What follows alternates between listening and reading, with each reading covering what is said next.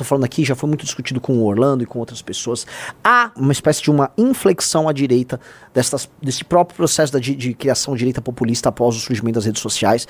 E essa inflexão à direita faz o seguinte, faz que, por mais que as pessoas tendam a imaginar que o discurso majoritário vá ao centro, porque você precisa ir ao centro para ser majoritário, na prática a direita está precisando ir mais à direita para conseguir resolver os problemas que seus próprios eleitores almejam. Você fala, não entendi.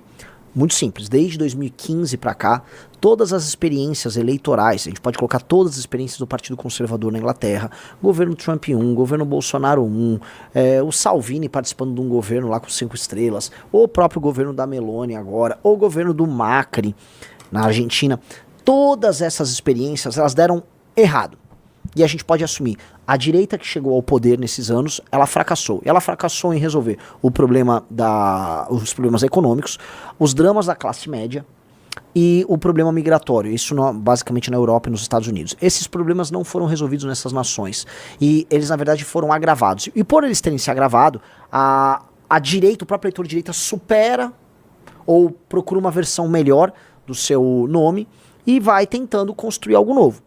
Num caso, por exemplo, norte-americano, foi o próprio Trump que se alterou. O Trump do novo governo aparentemente não é o mesmo do governo anterior, ainda que a gente sempre tenha desconfiança com o Trump, porque taco, Trump always chickens out, então a gente pode imaginar que muita coisa dele fica só na fase do discurso e não vai para o campo prático.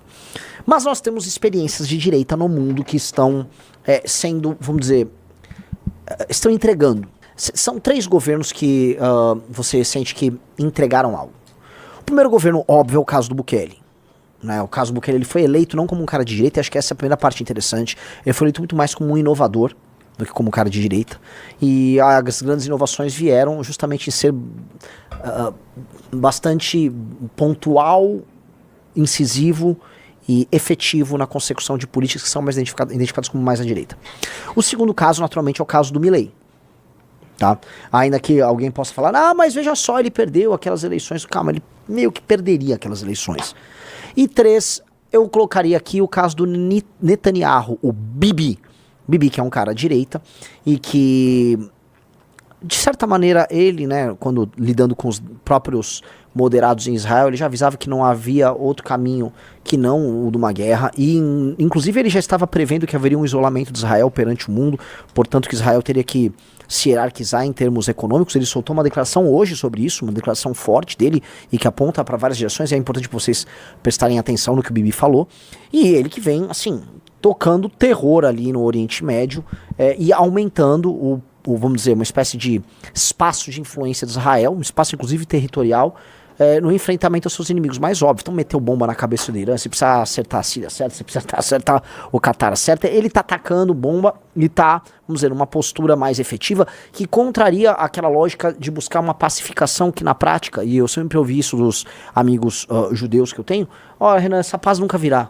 É uma paz impossível. E na verdade mesmo amigos muçulmanos me falaram, Renan, essa paz nunca virá. Então se a paz nunca virá, é melhor você ir pra guerra mesmo, é o argumento. E ele foi. Então a gente tá pegando 3 casos em que há uma certa efetividade, e aí eu vou colocar mais alguns casos aqui em que a porca torce o rabo, porque aí a gente vai estar falando não mais de gente naturalmente identificada com o campo da direita, mas de experiências que são identificadas com o campo contrário, tá? Além desses 3 casos da direita, quando a gente pega exemplos de lei e ordem que vem saltando os olhos na internet, a gente não pode fugir de casos que envolvem a China, tá? Eu digo isso porque eu até divulguei no Twitter o caso, vamos dizer, óbvio, do viajante agora, um dos piores youtubers brasileiros, é um sujeito vil, eu esqueci o nome dele, é esse aí, Thiago dos Reis, o Thiago Resiste, que, caso vocês não saibam, ele é tão vagabundo, ele é tão oportunista, ele é analfabeto também, que ele era meio que bolsonarista, Riso. Sim. E aí ele começou como bolsonarista e virou petista, como muitos petistas também já viraram bolsonarista, ou MBLs que viraram Bolsonaro. É aquele tipo de cara que você não, o que ele fala você não escreve, é um vagabundo, ele só tá se aproveitando dos algoritmos. Vamos lá, esse vídeo aí diz muito sobre uma experiência que a gente vai encontrar coisas que nós usaríamos. Veja só o papo desse maluco. Chegamos em Xangai, olha que cidade linda. E olha quanta gente. É muita gente aqui. Oi. Fica todo mundo nesse ponto aqui, que é onde tem a praça, a maior praça principal da cidade. Chegamos. Olha o que ele falou. Atenção! cheguei oficialmente a Xangai e comprovei que o comunismo venceu. 0 drogados nas ruas, 0 cheiro de mijo, 0 mendigos, sem tetos, 0 pichações e muita infraestrutura. Parece que eu que retigi esse tweet, né? Parece um direitista, vamos dizer, higienista, soltando um tweet com discurso de ódio. Ele prossegue. Bolsominions paga pau de estadunidense vindo chorar em 3, 2, 1. No que eu respondi pra ele, né? Tirando o fato de ser um imbecil completo, porque esse sujeito é um imbecil completo, esse perfil se esquece que combate todas as políticas de lei e ordem chinesas quando propostas no Brasil. Não foi com padre pedófilo defensor de cracudo que eles buscaram essa excelência. Quem que é o ponto? Né? Eu vou trazer aqui essa experiência. A gente vai falar que a China ela é comunista, ou seja, ela é tocada por um partido comunista, há um centralismo político óbvio que se misturou com as próprias tradições políticas de outrora chinesas, aquela questão da burocracia que eles têm, essa construção da burocracia confuciana, que se misturou com o partidão, são duas, houve um match muito bem feito ali entre essas duas coisas, entre a tradição e a ideia de comunismo centralista. Houve também há uma participação do Estado chinês de maneira muito efetiva dentro da economia chinesa, nítido que há. Agora, dentro das doutrinas ocidentais, especialmente das doutrinas políticas ocidentais, modernas, contemporâneas, pós-modernas, contemporâneas, vamos botar aí, a ideia de que o Estado tem que punir gravemente com quem adota certo tipo de comportamento pouco civilizado em público, ou que se apropria do público, seja através da sua própria pobreza, ou pessoas com problemas mentais, como acontece com boa parte da galera que tem mendicância, de que essa pessoa tem que ser punida, ou retirada, ou o batedor de carteira, o cara que picha, esse cara tem que ter graves punições. Essa ideia no Ocidente é uma ideia naturalmente vinculada à direita, e a esquerda é contrária a essas punições. A esquerda acha que picho é arte, que um morador de rua tem que ser respeitado, que se você fizer uma arquitetura, que eles chamam de uma arquitetura hostil, né, que é higienista, que você tem que ser punido. Então tem um padre, que eu não vou citar o nome, um padre pedófilo que fica lutando contra isso. Quando a gente coloca essas coisas em perspectiva, a gente entende assim, a esquerda combate bravamente, com participação do judiciário, todo tipo de ação que tenta tornar as nossas cidades, vamos dizer, passíveis de serem vividas, né? E esse cara vai pra China, elogia que não tem mijo, não tem mendigo e sem teto, né? E acha que, vamos dizer, não existe absolutamente nenhum tipo de contradição no que é dito. Na verdade, o que ele valoriza é justamente o que nós queremos valorizar nas nossas cidades, mas que é combatido de maneira férrea por eles. De maneira férrea. Se você for tentar tirar um morador de rua hoje com uma subprefeitura, como a gente faz lá com o Minato, é um inferno. O morador de rua tem uma série de prerrogativas que ajudam ele a se apropriar da rua. É mijo, é picho. Você vai passar um projeto de lei pra criminalizar e pra aumentar a punição sobre o pichador, o primeiro a votar contra a esquerda. Estão desvalorizando a arte popular, o grafite. Sabe toda essa merda? Olha a oposição que eles fizeram ao PL anti-Oruan, que tá funcionando, que botou de maneira indireta o Oruan na cadeia, certo? Esses caras, como botou aqui o Cláudio Leite, querem procurar enxergar um sentido no assalto. Não, o assaltante faz algo que é importante e tal.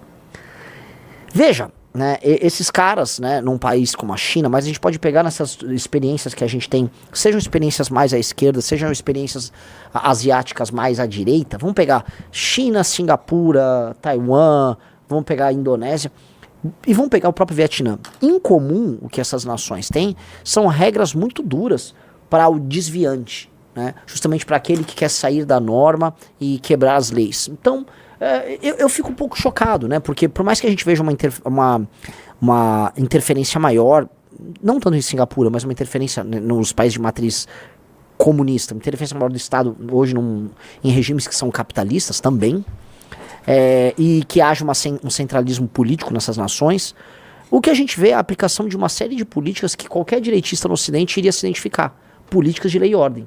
Na verdade, um direitista no Ocidente pode falar muito bem o seguinte: olha, eu quero políticas de lei e ordem similares às da China, eu quero uma política de combate ao crime similares às da China, similares às de Singapura, tá? Quero minha cidade bem arrumada, eu quero que... o cara é morador de rua, manda pro albergue, ele não quer ir pro albergue, ele vai preso. Vai preso, ou se ele tem problemas mentais, cara, esse cara precisa ir pra um local adequado nesse sentido, né? para um centro para receber pessoas com problemas mentais. Que hoje no Ocidente ainda tem a luta antimanicomial que impede você pegar um louco e tratá-lo como louco. Não, ele vai ficar solto aí. As nossas cidades se tornam um depósito de gente. São depósitos de gente com ruas completamente imundas, com a apropriação das calçadas por moradores de rua, sujas, fedendo a mijo. Isso não é uma cidade decente. E mais, você paga por isso. Não é que você tá fazendo um favor, desculpa, o Estado tá fazendo um favor em deixar você viver naquela cidade. Você tá pagando caro. Você paga impostos caros hoje pra viver numa metrópole hoje no Brasil. E aí você mora lá, a sua rua tem que estar cheia de mijo. Se você quiser tirar, você é higienista. E vem um bosta desse da opinião. Mas por que eu estou colocando todas essas coisas, tá?